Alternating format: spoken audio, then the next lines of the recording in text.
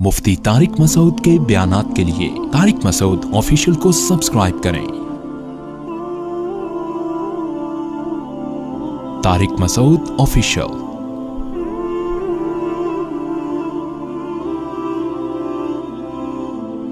ये भी एक मसला है, हम में से हर शख्स ये चाहता है कि जिस परेशानी में मैं मुब्तला हूं फौरन ठीक हो जाए, बिल्कुल हर चीज फिट फाट सही सही चले। ऐसा दुनिया में होता नहीं है, ये कहीं भी नहीं होता, और इसी से इंसान फिर टेंशन में जाता है। हजरत आयशा रजी अल्लाह ताला अन्हा थी या कोई दूसरी ज़ौजा, रसूलुल्लाह सल्लल्लाहु अलैहि वसल्लम को खाने में जहर मिला के दिया गया। अल्लाह ने बजरिया वही आपको इत्तला कर दी, मगर आप चंद निवाले तनावुल फरमा चुके थे। उससे आप सल्लल्लाहु अलैहि वसल्लम की जान तो बच गई, जिंदगी बच गई, मगर हर साल आपको उसकी तकलीफ होती थी उस जहर की वजह से, और उसी जहर के असर से आपको आखिर उम्र में बुखार हुआ और उसी में आप सल्लल्लाहु अलैहि वसल्लम का इंतकाल हुआ। तो हर साल उस मौसम में आप सल्लल्लाहु अलैहि वसल्लम को तकलीफ होती थी। तो आपकी ज़ौजा ने अर्ज किया, या रसूल अल्लाह, ये वो जहर है जिससे आपको हर साल तकलीफ होती है। तो आपने क्या फरमाया कि अल्लाह ताला ने ये आजमाइश पहले से लिख दी थी। ये तकदीर का अकीदा जो है, ये टेंशन खत्म करने का बेहतरीन जरिया है कि ये होना था। बात चल पड़ी है तो एक और हदीस सुना दूं। हदीस में है, सही बुखारी की हदीस है कि हजरत मूसा अलैहिस्सलाम की मुलाकात हुई हजरत आदम अलैहिस्सलाम से। हजरत मूसा जलाली नबी है। हजरत आदम अलैहिस्सलाम से फरमाने लगे कि अल्लाह ने आपको हम सब का बाप बनाया, वालिद बनाया। अल्लाह ने आपको मुंतखब किया, फरिश्तों को हुक्म दिया सजदा करो, इतना प्रोटोकॉल मिला। लेकिन आपको अल्लाह ने कहा था जन्नत के इस दरख्त में से मत खाना, आपने खा के हम सब का नुकसान कर दिया, जन्नत से हम सबको निकलवा दिया। हजरत मूसा अलैहिस्सलाम थे जलाल में, क्या किया है आप? मतलब अब ये मेरा अपना अंदाज है ना, मतलब यही था कि क्या किया आप? इतना अल्लाह ने आप पर इनामात किए, मिट्टी से बनाया, फरिश्तों को हुक्म दिया क्या करो भाई, सजदा करो। इतना प्रोटोकॉल दिया, अपने चक्कर में हम सब को नुकसान करवा दिया। ना खाते, थोड़ा सब्र कर लेते। आदम अलैहिस्सलाम ने हजरत मूसा अलैहिस्सलाम से फरमाया कि मूसा, आपने ये वाकया कहाँ पढ़ा है कि मैंने जन्नत में से खा लिया था? जन्नत तौरात में लिखा हुआ है। तो तौरात अल्लाह ने कब लिखी थी? जो अल्लाह ने तौरात लिखी थी वो कब लिखी थी? मेरी पैदाइश से पहले थी या नहीं थी? हाँ भाई, आपकी पैदाइश से पहले लिखी हुई थी। तो क्या जब अल्लाह ने मेरे पैदा होने से पहले ही लिखा हुआ था कि आदम पैदा होगा, जन्नत का दरख्त खाएगा, सजा मिलेगी, जन्नत से निकाला जाएगा, तौबा की करेगा, माफ हो जाएगा, तो जो चीज पहले से तयशुदा थी आप मुझ में किस पे इस पे मलामत कर रहे हैं? हदीस के अल्फाज हैं, फहज्जा आदमु मूसा, आदम इस मुनाजरे में मूसा पर गालिब आ गए। हजरत मूसा के पास इसका कोई जवाब नहीं। क्या मतलब इस हदीस का? आप कह सकते हैं ये तो हर आदमी गलती करके तकदीर का हवाला दे सकता है। क्या ख्याल है भाई? एक आदमी किसी को कत्ल करे, कातिल को हम पकड़ें, सजा देने लगे, क्या बताओ, अजल में तकदीर में तो पहले से लिखा हुआ था कि जैद बकर को कत्ल करेगा और बकर का इस टाइम पे इन्ना लिल्लाह हो जाएगा। मौत तो का वक्त तो मुतय्यन है ना, मौत का वक्त भी मुतय्यन है, कैसे मरेगा ये भी मुतय्यन है। कौन ट्रक के नीचे आके मरेगा, कौन कोरोना से मरेगा, कौन कत्ल से मरेगा, कौन बीवी से मरेगा, किसकी बीवी शौहर से मरेगी, यानी टेंशन मुराद, दोनों एक दूसरे को टेंशन देते। تو یہ تو سب پہلے سے کیا ہے.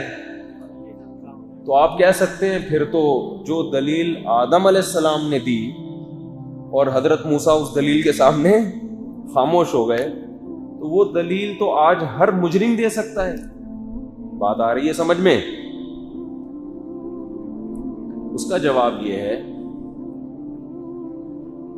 کہ آدم علیہ السلام اپنی خطا پہ توبہ کر چکے تھے, اور جب سچے دل سے توبہ کر لی جاتی ہے تو پھر ملامت کرنا شریعت میں جائز نہیں ہے. ایسے موقع پہ تقدیر کا سہارا لیا جا سکتا ہے کہ جو غلطی میں چھوڑ چکا ہوں, توبہ کر لیا, بس اس پہ کیا کرو, مٹی ڈالو, اب اسے تقدیر کا حصہ سمجھو. اگر زید یہ کام کرے, بکر کو قتل کرے, اور ہم زید کو پکڑ کے بولے کہ تو نے بکر کو کیوں مارا, وہ کہے پہلے سے کتاب میں لکھا ہوا تھا تقدیر میں, تو ہم کہیں تو نے کیا وہ کتاب پڑھی تھی ہے بھائی, جس میں لکھا ہوا تھا کہ زید بکر کو قتل کرے گا. اگر تجھے پہلے سے تقدیر کا علم تھا, تجھے پہلے سے پتا تھا کہ میں بکر کو قتل کروں گا اتنے بج کے اتنے منٹ پہ, پھر اگر تو نے مار دیا تو ہم تجھے مجبور سمجھیں گے. ہم سمجھیں گے بھائی یہ تو جب لکھا ہوا تجھے معلوم تھا تو تو نے تو کرنا ہی تھا یہ کام, تجھے یہ بات معلوم نہیں تھی, اس لیے تو نے اپنے اختیار سے یہ کام کیا ہے. اگر زید کی سمجھ میں یہ دلیل نہ آئے کہ نہیں جی تقدیر تو طے شدہ ہے, تو آپ کہیں ٹھیک ہے ہم تجھے مار دیتے ہیں, کیا خیال ہے؟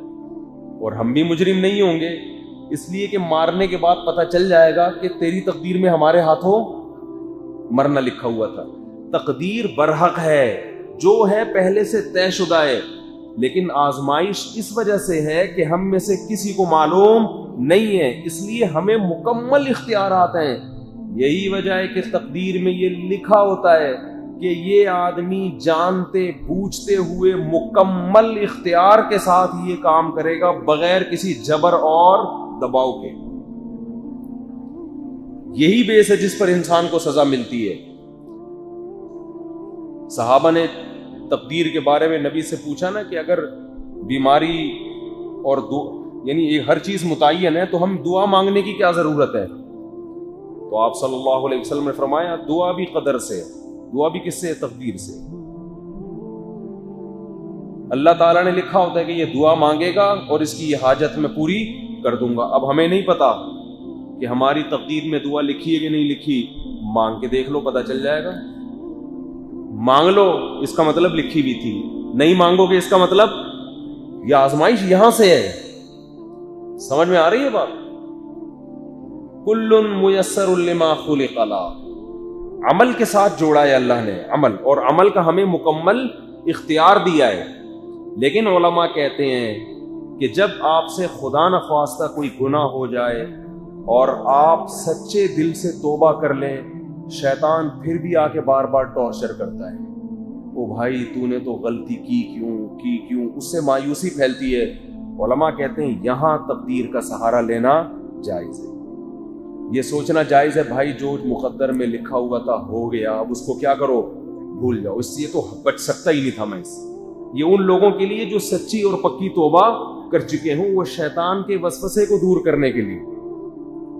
تو آدم علیہ السلام چونکہ سچی توبہ کر چکے تھے, اب موسیٰ علیہ السلام پھر کہہ رہے ہیں ان کو یہ کیا کروا دیا آپ نے.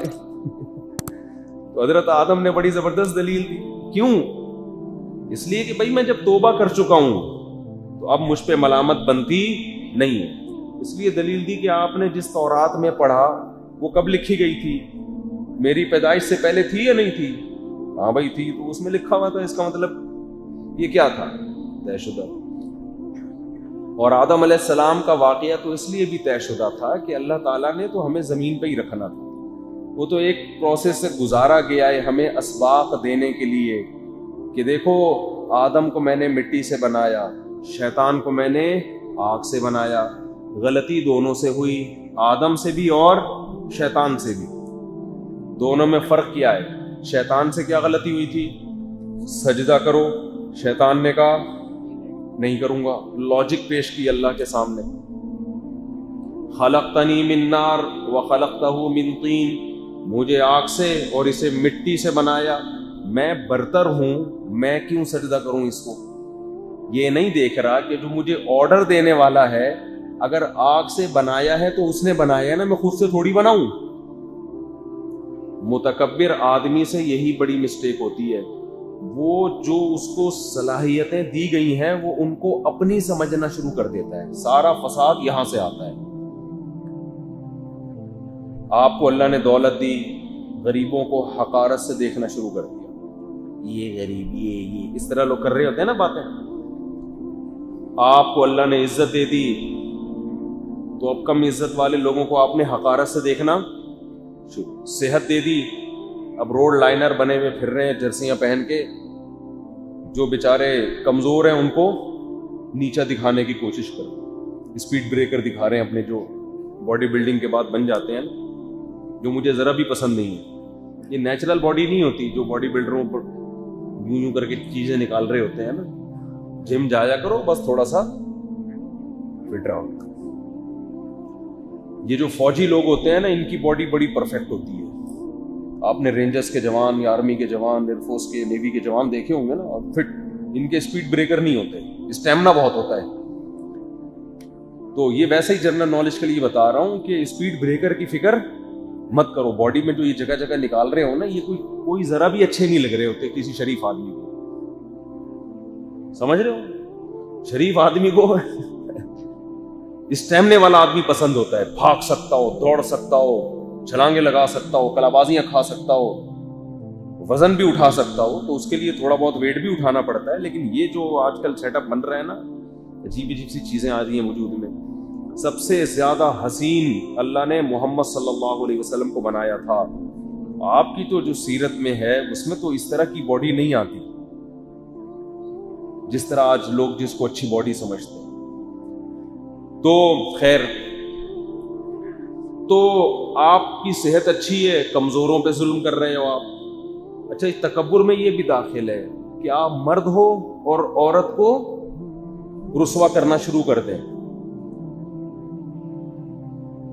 یہ بھی لوگ کر رہے ہوتے ہیں کہ بھائی ایک عورت رخصت ہو کے آپ کے گھر آ گئی، کمزور ہے، کوئی پوچھنے والا نہیں ہے، آپ نے اس کے کمزور ہونے کا ناجائز فائدہ اٹھانا شروع کر دیا۔ نہ اس پیسہ خرچ کر رہے ہیں، نہ اسے ٹائم دے رہے ہیں، کیونکہ کوئی اس کا پیچھے پوچھنے والا نہیں ہے، سالے والے ہیں نہیں، آج کل نہیں ہوتے۔ بچے ہی ایک آدھی ہوتا ہے نا، تو سالے کہاں سے ہو گئے؟ وہ ایک سالہ ہوتا ہے، وہ اپنی فکر کرے یا وہ بہنوں ہی کو سیدھا کرنے میں ٹائم ویسٹ کرے گا؟ تو یہاں بھی پتہ چلتا ہے جو متواضع انسان ہوتا ہے وہ اللہ کے خوف سے کمزور کا حق ادا بولو کرتا ہے۔